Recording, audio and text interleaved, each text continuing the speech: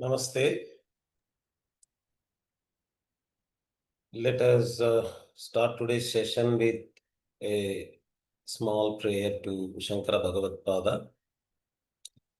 Vidita Shastra Sudha Jalade Mahitopanishad Kadhitartha Nidhe Hridaye Kalaye Vimalam Charanam Bhava Shankara Deshikame Sharanam.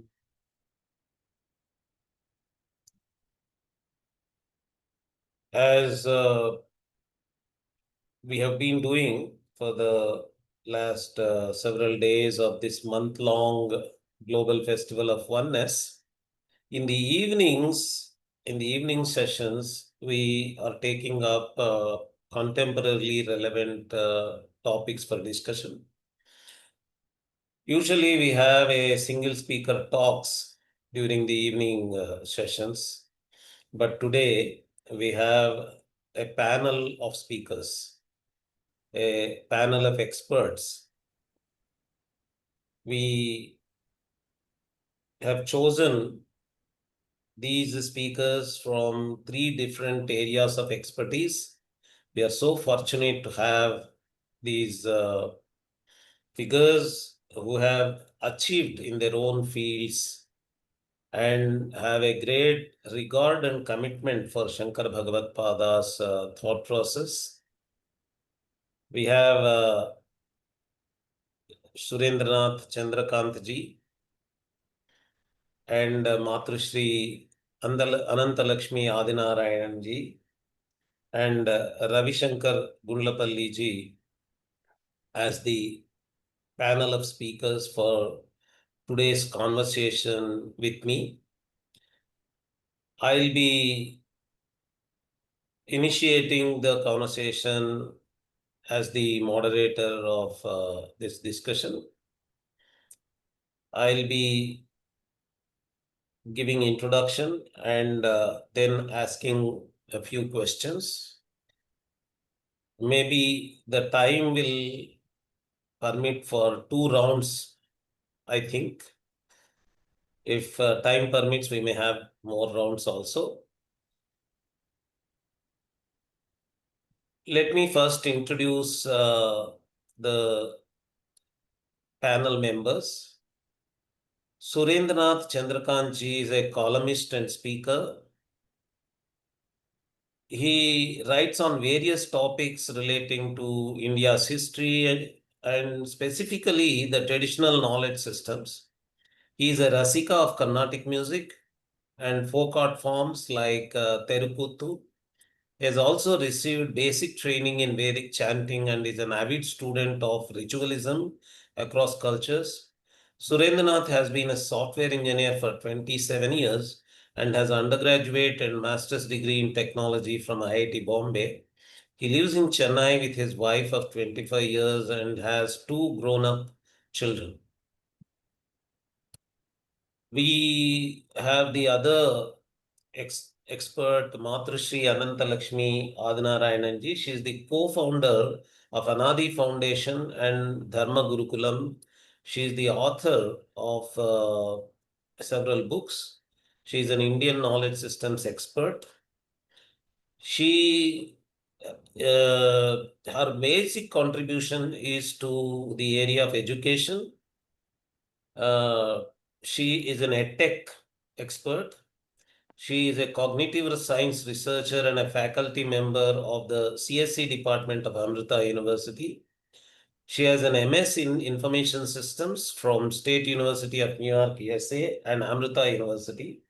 With a rich experience in teaching and research, Smriti ji has inspired several teachers and students through her insights on the teaching and learning process. In 2015, she was at the University of L'Aquila, Italy, as visiting professor. She devotes her energies in designing the various initiatives and programs of Anadi Foundation.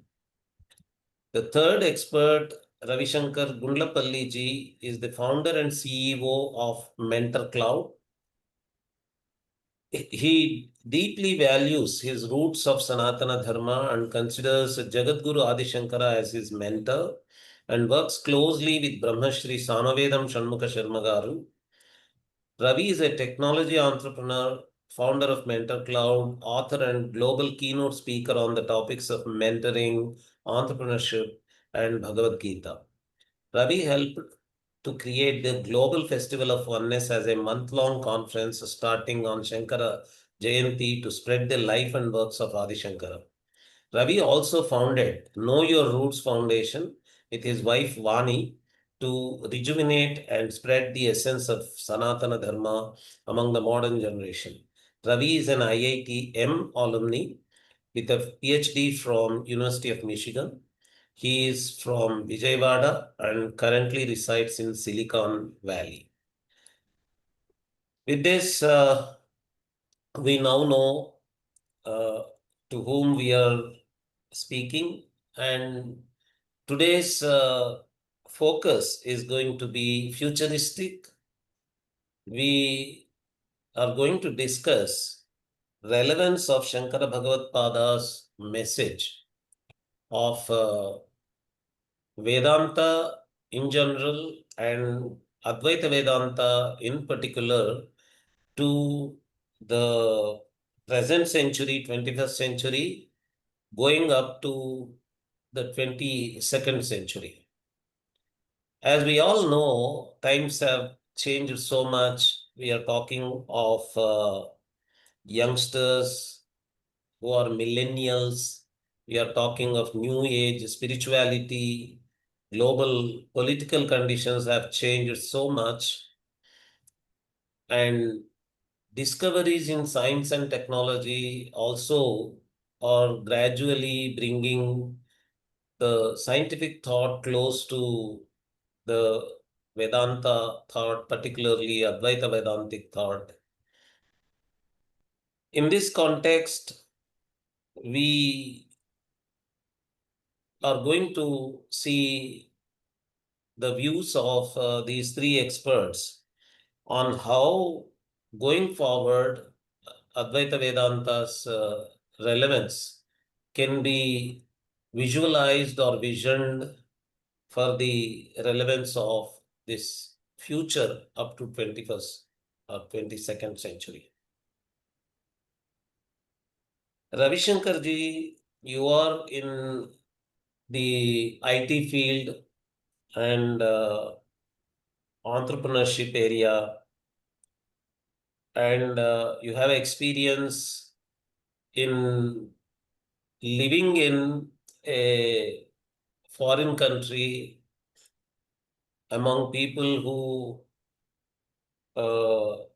got introduced to Indian spirituality, and you have observed various entrepreneurship companies, corporate companies, and also global developments during your career.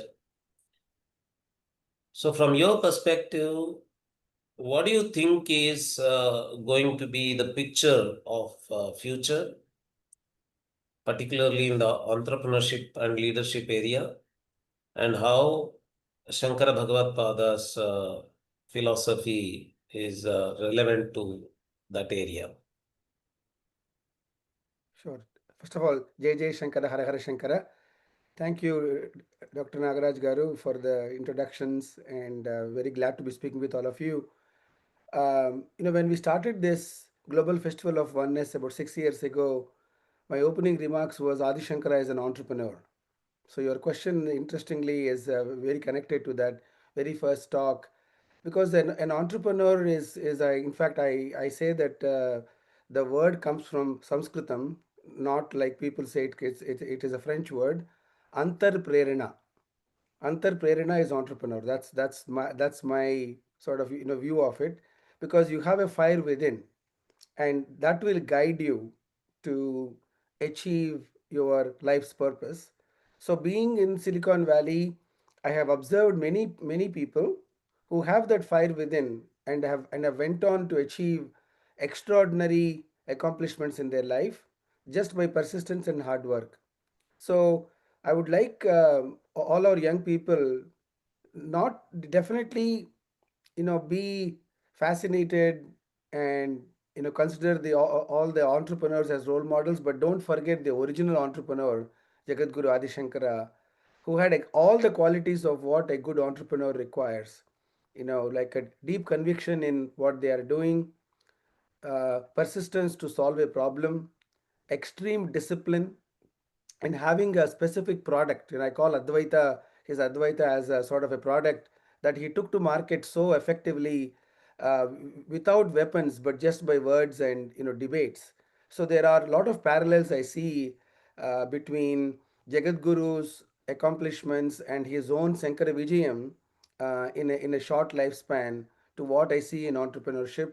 So I think there is a lot we can extract, like a few points I made, that young people should first look at where the extreme fortune that we all have, that we are sort of in the descendants of Jagadguru Adi Shankara, coming from such a rich heritage. So the first thing is, I see an opportunity for India to become that, sort of the global guru right now, because the world is in a very uncertain state, and who else to sort of hold on to other than Jagadguru Adi Shankara.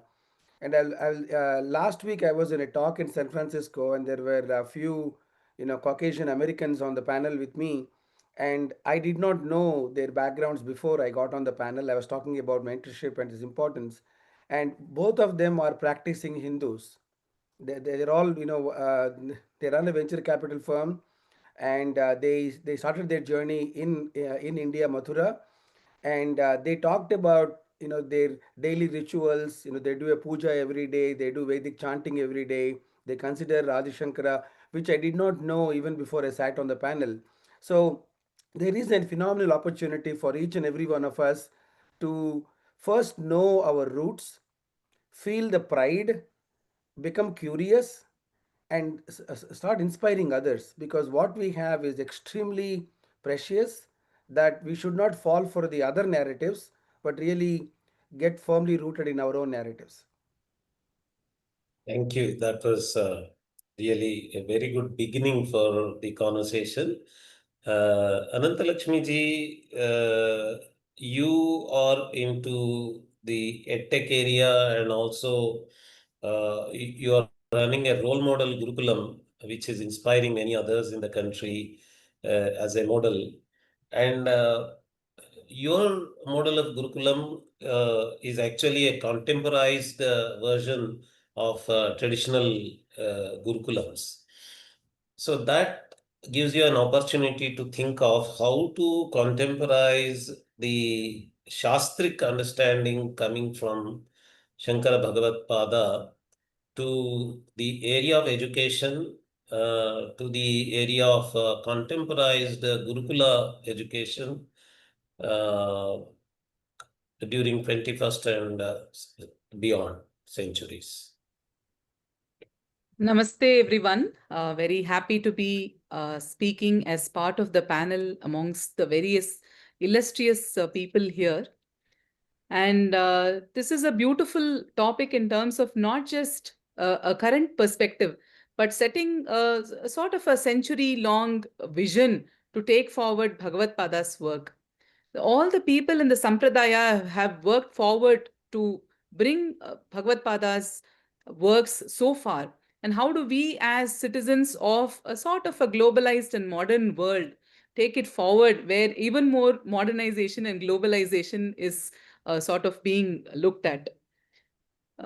When in one aspect always strikes me about Adi Shankaracharya's life is that in many of the pedagogical and psychological works, we often look at child development through the lens of the various stages that children have to go through. So people talk about Piaget's model of development and many such things. But then we have Adi Shankaracharya as a role model, who sort of probably skipped many of these stages that we talk about in terms of the child doing only this at a particular age, and then learning to speak at properly at 5 years, He had then mastered the Vedas and even set out on the path of sannyasa. So that way, you would see a very, very heightened level of achievement in terms of the Bala and Kumara Avastha itself. So that itself is a great inspiration for every Gurukula Vidyarthi to look forward, not thinking of themselves as, I am just a small kid, how much can I learn or how much can I know about the world. So that way, even his life is a message. Every aspect of his life is a message. But then coming to the larger perspective, we've already entered the AI age right now. A good part of what we do can now be done by AI. And we also live many times in the virtual world, right? So that way, I see Adi Shankaracharya's work more relevant today than ever before. Because in a society where there were foundational values already in place through the Shastras, people, understand the value. But in a society where we see that values seem to be missing, that is when we really feel the need for works of, the great, Mahatmas like Adi Shankaracharya. The first aspect is in terms of the values. For example, in a virtual world, you can get away with doing anything because there is no moral or ethical or legal code that is set in the, I don't want to use the metaverse word, but let us call it, say, a virtual world, right? So you people end up committing crimes and all of that and get away with that. But then if our children were to be part of such a virtual world, then values matter most. And when we talk about the Jagan Mithya aspect of it, when we say that the whole thing is an illusion, it is not a sense of irresponsibility, but understanding the fleeting nature, the temporal nature of many aspects of our life. Then, when we introduce one more layer of illusion in terms of the virtual world, then this becomes all the more complex. So, understanding the nitya anitya, he talks about viveka as understanding what is nitya and anitya. Now, one more super layer of anitya has been added through all of these technologies that we look at. So now this aspect of illusion is all the more important to reason out and understand. Okay, at least the pancha bhautika reality can be better understood and compared with what is virtual and what is real in terms of the pancha bhautika world. That is one aspect.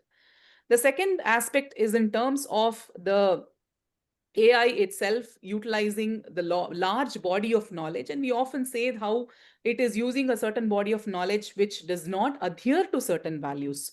There is a huge, value-centric work that Adi Shankara Bhagavatpada has produced in terms of the various bhashyas of the Upanishads, reminding us of who we really are. And when such values are embedded in the AI world, then the reasoning frameworks become much, much better and robust. Even in today's education, when you look at it, the highest degree offered is the Doctor of Philosophy. It means that we have to probably understand the philosophical basis of all the scientific research that we do. And when the philosophy comes from robust works, say the Vedantic vision of Bhagavad Pada, then there is a unified vision of the education itself that we receive.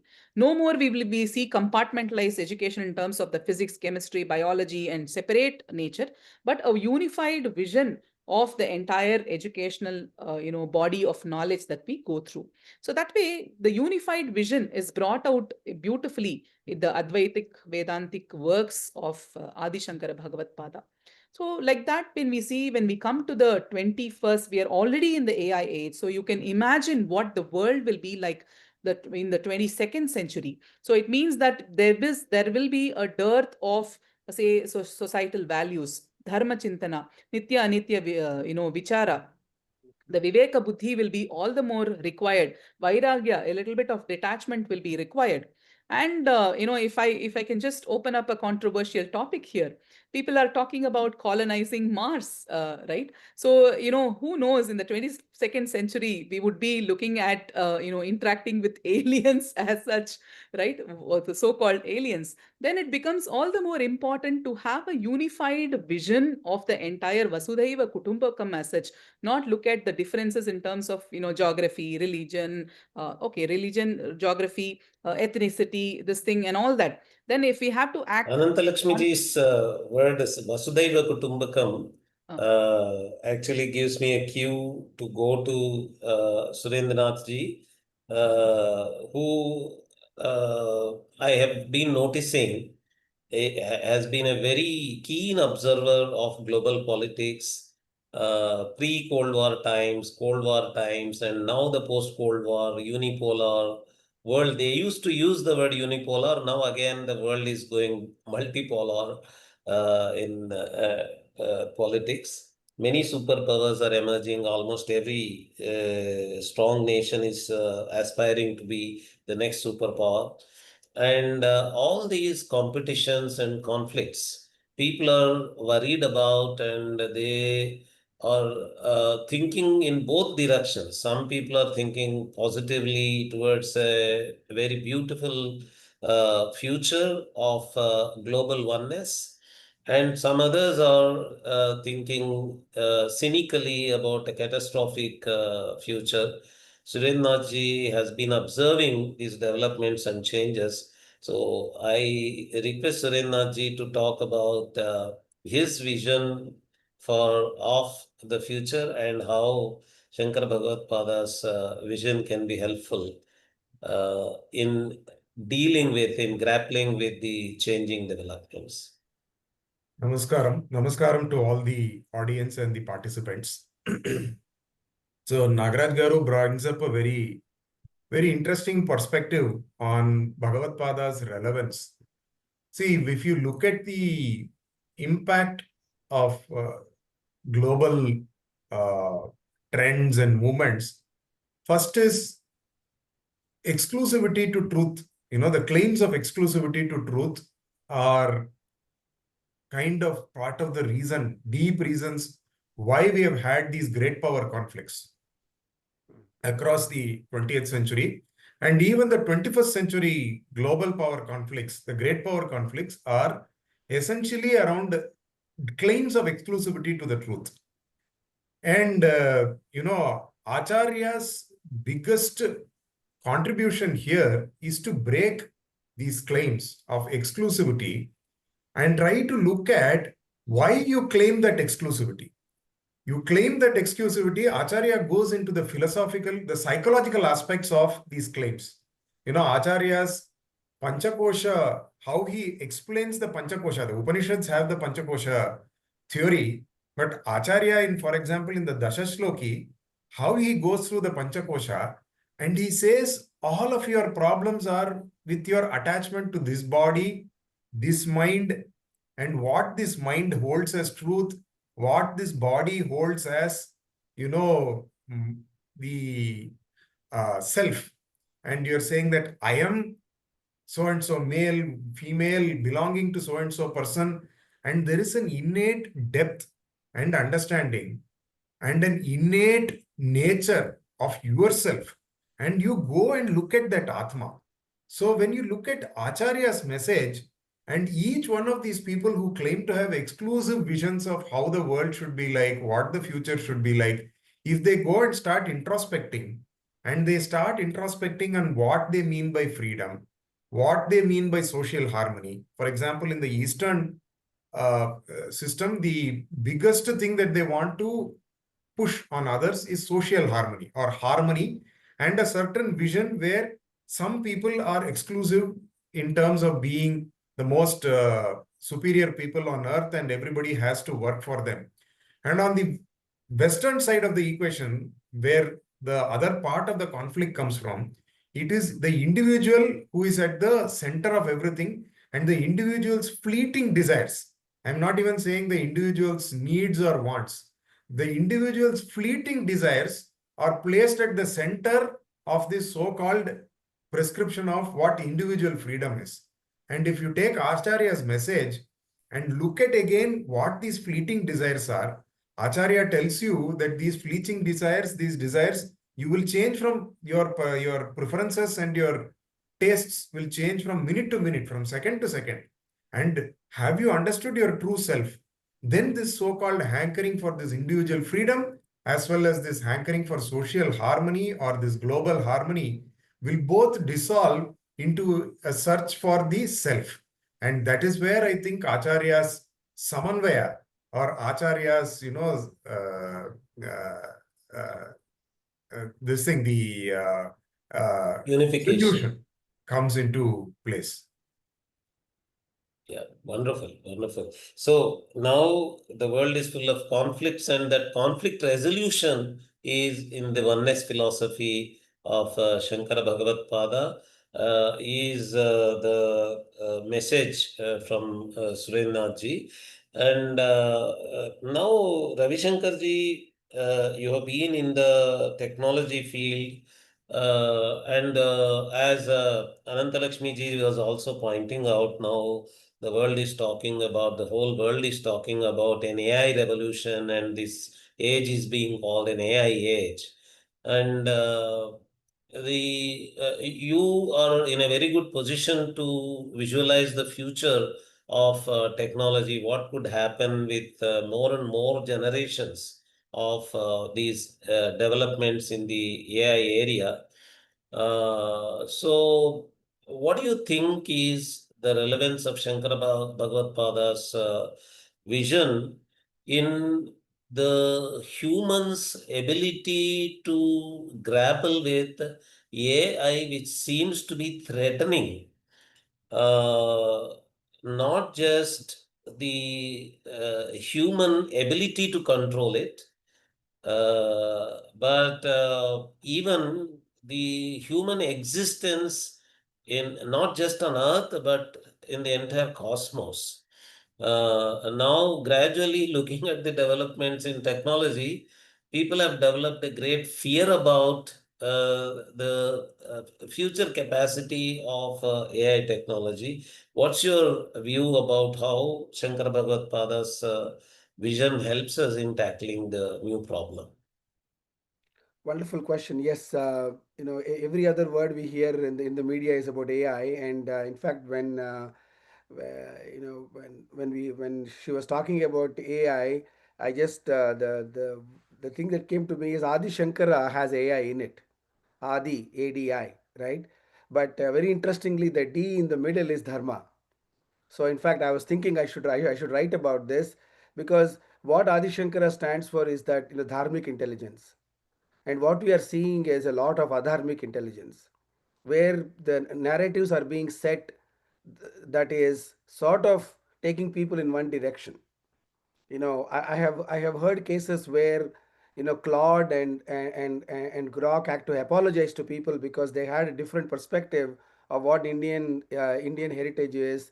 So because they are all trained by models, so even before the AI revolution came, I actually had a project called Ask Shankara, where I was trying to feed all of Adi Shankara's literature and commentary into a machine learning model, and really have a resource. Now eventually, this thing called chat gpt came. So it is our opportunity now to consolidate Adi Shankara's learnings into a model, because recently I was in Varanasi about 3 months ago, and there was a seventh grader child who was using chat gpt for responses. That is dangerous. That will take us away from the vision that we want to set for our country and for our heritage and for our leadership. We need to create models where our children, our next generation, go and look for answers from the treasure of knowledge that we have produced. So we need an IKS sort of taught AI models, which interestingly are happening. So everyone listening and everyone today, we should be focusing on that, because sitting in Silicon Valley, I know these models are being trained. In fact, I also, when Surendranath, you mentioned harmony, the current harmony approach, the social harmony approach, has a lot of harm in it. But I'm just thinking it is harming for money almost. Harmony. It's kind of interesting how the word it has these two bad words in it. So whereas Adi Shankara's approach for harmony is through agreements. If you look at Mandal Mishra's debates and all the debates that he had across the country, it was not about either me or you. Let's sit down and talk. And that is so fundamental and integrated into India's way right now, that whether it is external affairs minister, whether it is Modi ji, nobody is telling let's go attack. They're saying let's sit down and talk. So I would like our generation and us, we are 1.2 billion people. If all of us start thinking along those lines of harmony through agreement, harmony through discussions, harmony through agreeing on what the real truth is, I think we have a huge opportunity to shape the next 100,000 years, and everyone should hold on to what we already have. I think that's my only wish, that don't fall for the narratives, because I hear multiple narratives here. And we should not fall for the narratives by developing our own AI models that are built on the knowledge systems that India has produced, that are very harmonious, the true harmonious way, that are more inclusive, that are more dharmic. So Adi Shankara to me is a perfect dharmic AI. Of course, this is not artificial; he is real. So those are the thoughts that come to mind, is that developing of models on IKS. Wonderful. Excellent. Actually, that AI and in the middle D is artificial dharmic intelligence, or I think we have to not translate AI as artificial also there. It has to Mm. be a natural dharmic intelligence that replaces this what they are calling artificial intelligence. In fact, we can call it Anantalakshmi ji, Advait. yeah, Sorry, yeah, I yeah, just, I just yeah, when you said A, we can yeah. call it Advaitic Dharmic Intelligence. Let's try it. Advaitic dharmic Advaitic intelligence intelligence, also. not artificial intelligence. Let's call it, our AI we need for the world is Advaitic intelligence, not artificial one. Wonderful, wonderful, wonderful. So, Anantalakshmi ji, one area futuristically that falls into your expertise domain is the question of the concern of all the parents about the millennials and the next generation of children and adolescents also, whom we are calling millennials today. Very soon they are all going to be middle-aged and older people also. So we are going to have the next generation of children and adolescent people. Their attention span, their grasping ability, their comprehension, and their patience for learning and knowing also has changed enormously compared to the earlier centuries.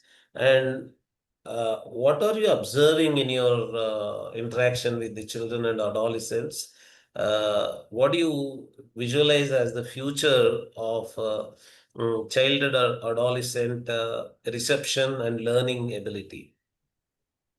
So, in the context of Bhagavad Pada's teaching, if you look at this particular question that Nagaraj ji has asked, one of the very important issues that learners today face is in terms of the lack of ability to pay attention.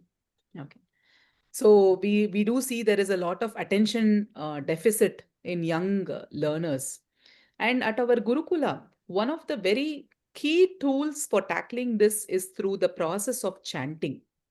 So the Gurukula Vidyarthis, right from the Bala Gurukulams that we have, which is for 3 to 6 years of age, the Vidyalayam that we have in terms of 6 to 10 years of age, and our residential Gurukulam 11 plus years of age. At all levels, they are introduced to the various stotras of Adi Shankaracharya. So through this, what happens is, one, of course, the verbal intelligence builds, because they have to now use their tongue to pronounce various words, which they are not capable of visually reading because they are not yet introduced to the script at that point in time. So the Shravana aspect builds. The moment that Shravana aspect is built, the Shruti is built, then automatically children learn how to pay attention to what the teacher is speaking about. in many household, this is the problem. They say, my children don't listen to me. So if you have to build that listening capability, then there need to be tools of making them pay or listen. So, and we found that chanting to be a wonderful tool, and especially Adi Shankara's stotras that we use are very, very effective, because of course there is a certain meter to it. There is a beauty to it in the terms of the words, how they have arranged. And the best part about it is that in order to infuse that Sagunopasana, which brings in a lot of connect with the Ishta Devata, there is a whole list of stotras on various the Shanmatha deities actually. So that way, if you want to choose day wise, Monday, Tuesday, Wednesday, you want to do each day Devata stotra, that is also can be done. Or you want to do morning, afternoon, evening, even that can be done. So that way, the Gurukula Vidyarthis learn the entire as many as stotras as possible, and this builds a lot of attention capabilities. This builds faith in the Devata, and they also come to understand that there is a governing intelligence in this entire universe. Nothing happens in random. The governing intelligence, the Daiva aspect, they tend to understand when they start decoding the verses. And this builds a lot of connect with the Devata as such. So we have seen very, very young children develop that Bhakti Bhava when they learn the stotras of Adi Shankaracharya. Thank you. That's really a practice-based, experience-based message from Anantalakshmi ji. And Surendranath ji, you were talking about harmony and role of spirituality in that, bringing harmony, particularly from a Shankara Bhagavad Pada's perspective. Now, the trend that we see is that there is a lot of atheism growing. There is a lot of moving away from religion, and there is one kind of claim that I'm spiritual but not religious is another level of claim. And there is an attraction for Buddhism on the in the Western society. And at the same time, there is a conflict among as you were rightly pointing out, the supremacy claiming religions and ideologies. Within this new developments of New Age spirituality, how do you think Advaita, particularly from a Shankara Bhagavad Pada's perspective, will be helpful in tackling the New Age thinking regarding religion and spirituality? Yes, there are two aspects to it. One is the increasing disillusionment, and in fact, it is a very widespread situation in the West now, and it is catching up in the East. In India, definitely it is spreading like wildfire. This disillusionment with organized religion or organized religious activity. That is one part which we need to deal with as a global trend. And I believe you will need to think about it and work with it, and even further during the next few decades. The second is the aspect of the Buddhist thought, which is, in a way, it is Vedanta packaged for export, as one Western scholar called it. He said it is the Indian Vedanta which was packaged for export. And the Buddhist thought, and where the Buddhist thought is actually helping global trends, and where we need to transcend Buddhist thought. So I will take this in two separate parts. The first part, where we want to talk about the increasing trend towards atheism, materialism, and being spiritual without being religious. So, Acharya's message is very clear. Acharya, right from the beginning, has given strong khandanam of heavily ritualistic and ritualism. But his khandanam is not that you should not be ritualistic. His khandanam is that don't stop at being ritualistic. Don't stop with rituals and think that rituals and organized religion and the priesthood is the be all and end all. There is more beyond the priesthood, there is more beyond the rituals, there is more beyond the organization. But then Acharya ends his message by saying, Vedo Nityam Adhiyatam. Do not give up the Veda. And he says the real message of the Veda is to transcend your uh, organized religion and the rituals. And the rituals and organized religion are a means of getting there. And he has also, if you look at again, the mathas that Acharya has established, or even the mathas and the institutions which have taken inspiration, the Amritananda Mataji's, Amma's organizations, or the Chinmaya mission, or the Ramakrishna mission, none of them have dispensed with ritual. In fact, they are all quite strongly ritualistic. And in fact, what value is meaningful ritual, and ritual as a path of reaching, transcending religion and transcending, your identity is what is the value that Acharya's message and Acharya's teaching have to offer. So that is one part as to how we need to deal with this trend towards materialism, A, and trends and disillusionment with organized religion, B. These two things. And of course, Acharya has given us the framework, the Shanmata framework, and the ability to absorb all different kinds of swabhavas and people's inclinations into worship and ritual, at what level and what nature of their ritual they want. Everything Acharya accepts, and it gives us a framework to accept people with whatever their abilities and whatever their tendencies are. So this will help us in countering this trend. Number two, the value of Buddhism. I see, contrary to strong khandanam of Buddhism, the strongest khandanam of Buddhism, of course, didn't come from Acharya. It came from the Mimamsakas. But I see value to Buddhism in that it introduces people to a lot of things, to first stop thinking about the Deha as the be-all and end-all. First step. In fact, in Mahaswami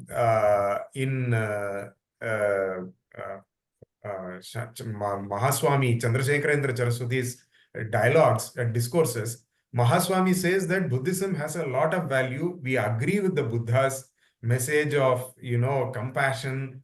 We agree with the Buddha's message of, transcending ritualism, to be compassionate and to look at the ethics, at the ethical values, and to look at personal ethics. We agree with the Buddha's message. But Mahaswami also says that do not stop at what the Buddha has taught you. Go beyond to what the Buddha has taught you. And if you go beyond to what the Buddha has taught you, you will start looking at a samanvaya, and you will start looking at the Atma.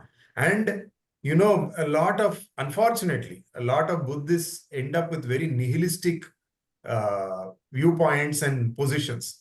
And to avoid this kind of nihilism, while you take the good things in Buddhist practice, especially with the Sthaviravada Buddhas, their meditation practices and so on, take all those good things and then realize that Shunyata is not the real truth, but Advaita is the real truth, and reach Advaita. And through that, there is also a path through the Shramana or the Nastika Marga, which eventually will lead you into the Astika, Vaidika and Advaita Marga.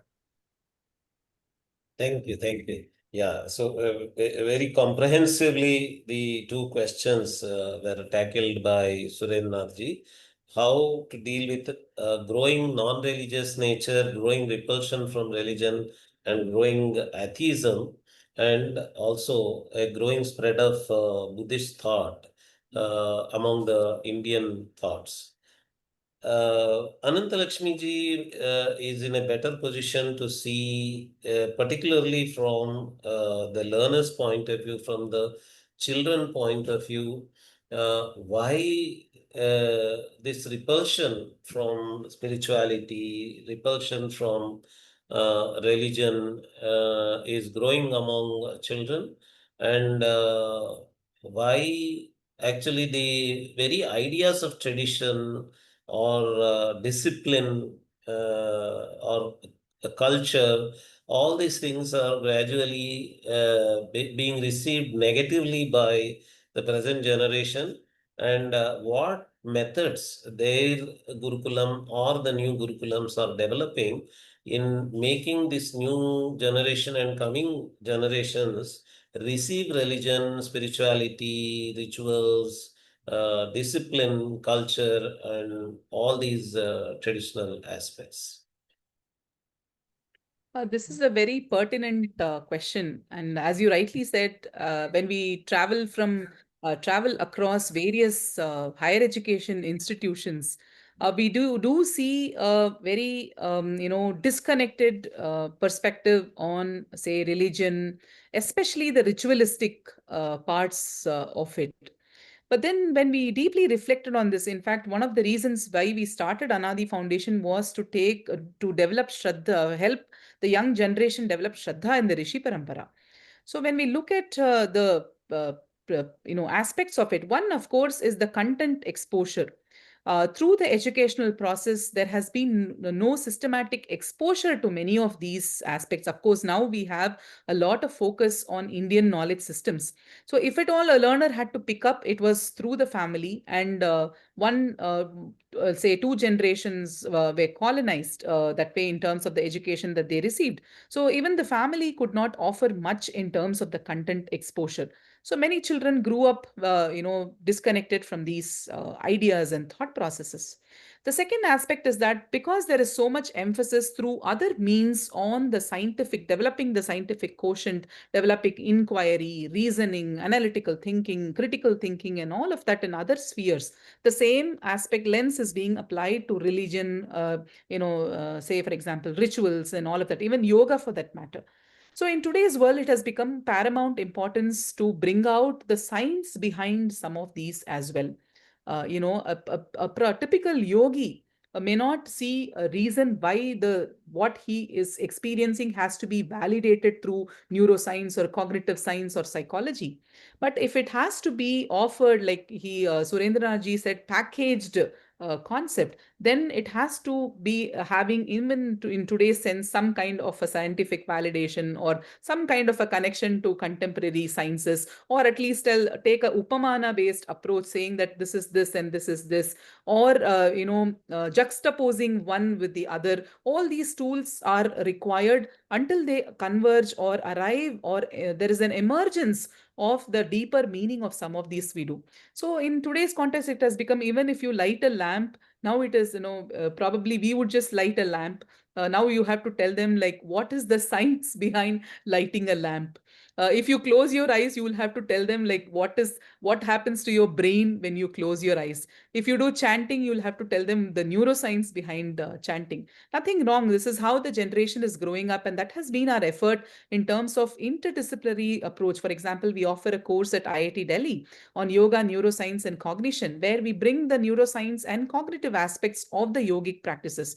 So similarly, when the Vedantic vision can be, converged upon to the learners through the medium of, say, modern science or whatever tools that are available, then I feel the young people will have better appreciation for that. At that time, when you tell them, see, many of the things that are spoken of are actually in some way available in our shastras. It has been practiced for so many generations.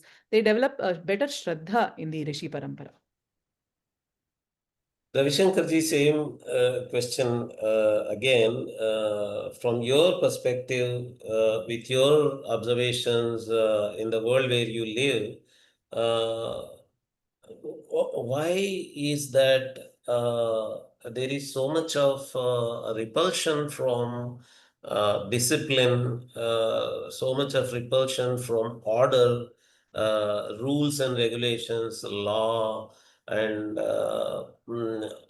what do you think is going to be the future reception of all these rules and regulations, whether it is from the family or from governments or from a global system of control? Then how do you think Shankara Bhagavad-pada's message will help in tackling this growing anarchy in the mindset and also in general in the society? Yeah, excellent question. And again, this is a current and now problem, because the opposing narrative that all thoughts are equal, all religions are equal. We have to sort of. I think the challenge is almost 50 to 100 years let's say last 30, 40 years, there has been a lot of the wrong narrative being driven in all the education systems and colleges. So many people are almost rebelling against this rules and regulations, doing sandhya vandan every day and so on.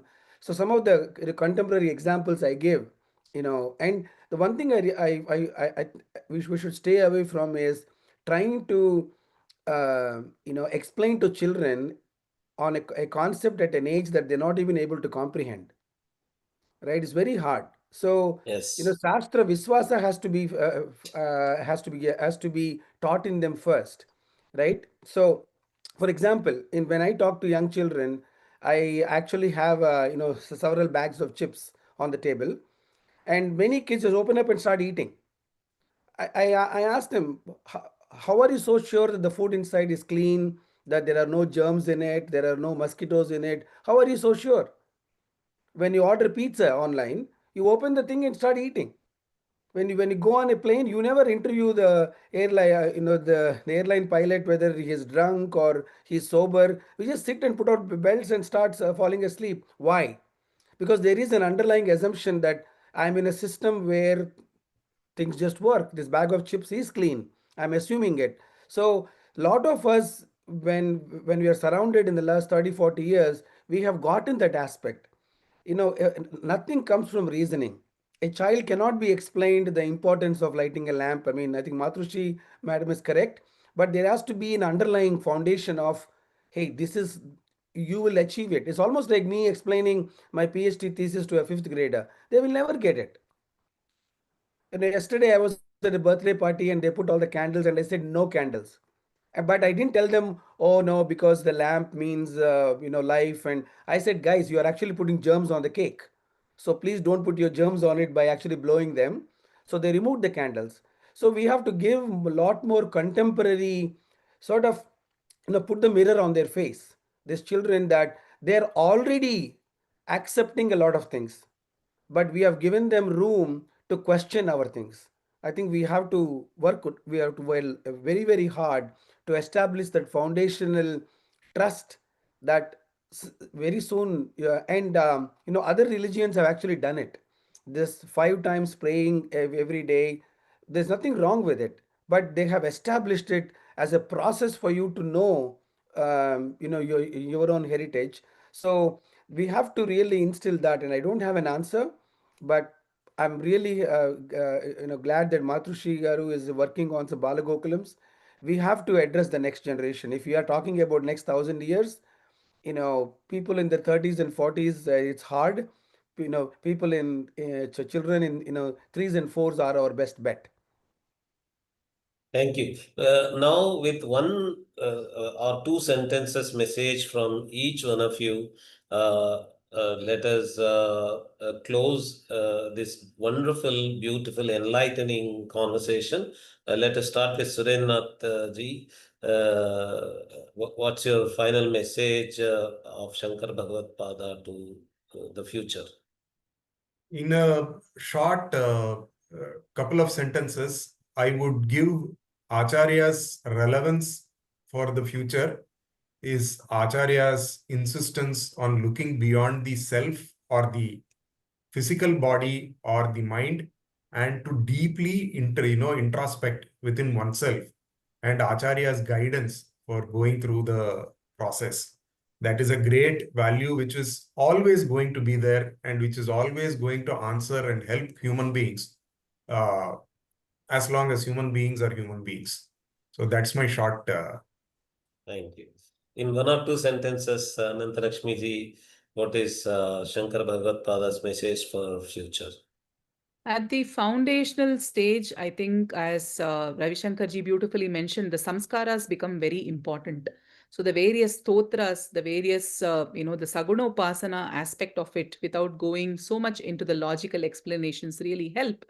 But as children grow up and develop the logical faculties, when they become, say, teenagers, adults, university goers, then this deep reasoning frameworks that come from the various, Bhagavad Padas, the Shastric work become important, because that is these frameworks, when applied to the current reality as well as the virtual world that they are going to deal with, these deeply reasoning frameworks on what is real, what is unreal, what is dharma, what is adharma, what is temporal and what is permanent, all this become very important questions that they need to reflect on. And the reasoning frameworks that come from Bhagavad Pada's work will be very handy for youngsters, especially who focus on critical thinking, analytical thinking, logical reasoning, and all of that.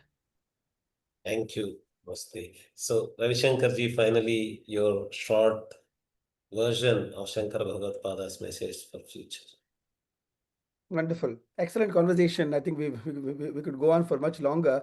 But my message is really Shankar Bhagavad Pada's life itself. Because by our fortune, we have the Shankar Vijayam. So I would like everybody to really know that he was a child, he was playful like everybody else, he was very respectful to his parents, he lost his dad very young age, he was looking for a guru. And so there is a lot of, aspects of his life that could be role models for every child and every youth right now. Intense discipline, search for because he did it. The world did not put him on a pedestal like other heritages do. It was his own, being himself, his own hard work, discipline, compositions, questioning, and innovative thinking. So every child, every adult should really look at, understand the life itself, which is the main idea of this conference. Is become curious, learn about Adi Shankar, and you will be amazed that a human just like us walked on the planet, but walked on our Bharat, our Punya Bhumi. Thank you very much. All the three experts have covered wonderful depths of thinking. Your expertise in your respective areas has helped this conversation to be so intricate, thoughtful, and very helpful for visualizing the future and giving some tips to handle the future developments of not just Bharat, but the entire humanity and the global world. Thank you. With a Shanti Mantra, let us conclude this session. Om Sahanavavatu Sahanau Bhunattu Sahaviryam Karavavahai Tejasvinavadhitamastu Ma Vidvishavahai. Om Shanti Shanti Shanti Shanti. Thank you, Nagaraj Garu, for a wonderful moderation. Thank you everyone. Thank you all. Thank you all. Thank you everyone. Yes, we have tomorrow morning a wonderful talk by Vidushi Maitri Goswami ji on warmth of Advaita Bodha within devotion, stotras of Shankaracharya and confluencing insights of Vallabhacharya.